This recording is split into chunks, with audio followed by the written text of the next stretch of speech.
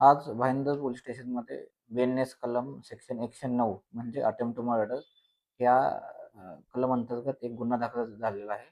ह्याच्यामध्ये सूरज यादव हा आरोपी असून त्यांनी त्याचे जे सासरे आहेत अरुण प्रकाश यादव राहणार गणेश देवल नगर यांच्यावरती चाकूने हल्ला केला होता. ह्याच्यामध्ये घटना अशी होती की सूरज यादव व त्याची पत्नी ह्यांचे दोघांमध्ये आपापसात भांडण होतं.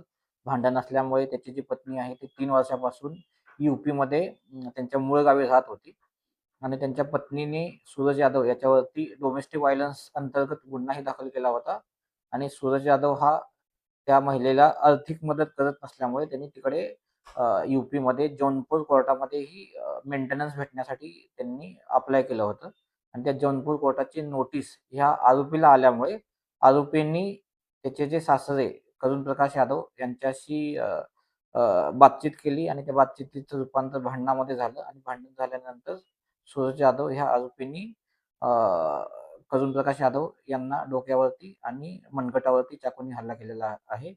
ह्याच्यामध्ये आपण आरोपीला अटक केलेला आहे आणि जो व्हिक्टिम आहे याच्यावरती सध्या उपचार चाकूनी 2 ठिकाणी वार केलेले आहेत.